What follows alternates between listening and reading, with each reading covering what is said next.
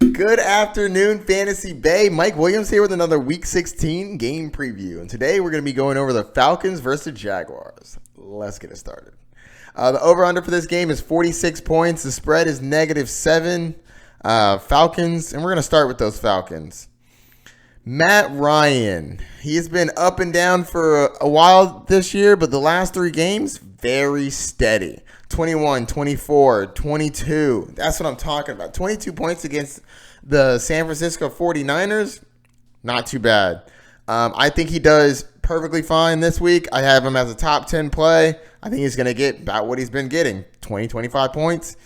The Jaguars do not scare me over the year. They're middle of the pack in the last 5 games. They allow the 8th most points to the quarterback position, so you love that. Fire them up.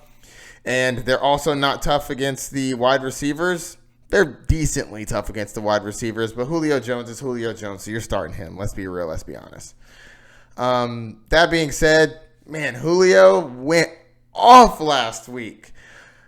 13 receptions, 134 yards, and 2 touchdowns. I had been getting on him for not producing, and look at what he does against the San Francisco 49ers. Good for you, Julio. Good for you. When it matters in the playoffs. That's what I'm talking about. I think another good play is Devonta Freeman. I have him as a running back too. I know he had a terrible game last week, but San Francisco is amazing against the running back position. They allowed the 3rd fewest points to the running back position. So yeah, he was going to have a bad game. But Devonta Freeman is still talented. He still looks good.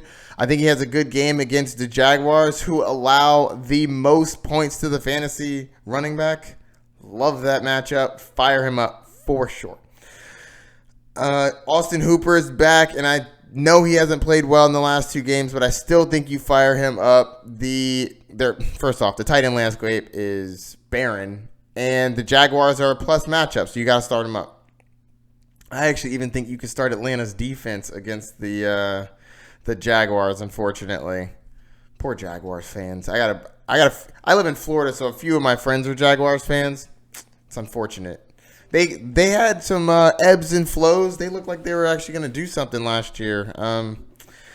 But this year has definitely gone downhill. Paying Nick Foles, him getting injured, then you benching him later when he comes back.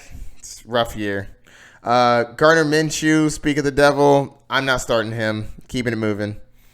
DJ Chark, I don't believe is going to play. And if DJ Chark doesn't play, I think Chris Conley is a solid start. But if he does play, I'm not touching Conley.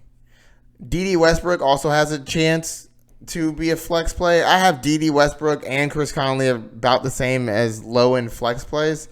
But I think that if you're in a bind, they'd be fine. I know Atlanta's been playing much better over the last 5 to 8 weeks, but I'm not too worried about it. If you need a flex play, I think that they would suffice. Leonard Fournette has been playing like a beast, so you're going to play him. The last couple games, he hasn't been playing too great, but before that, 17, 36. He's still getting all the work that you want him to get on the ground, and he's catching the ball. He's had multiple 9-reception games this year, which is crazy. I think you have to fire up Leonard Fournette, of course. And I think that that's going to do it because I'm not starting their tight end or their defense. So if you have any questions, hit me up. Don't forget to like and subscribe. Check out my social media down below, and go up. Peace.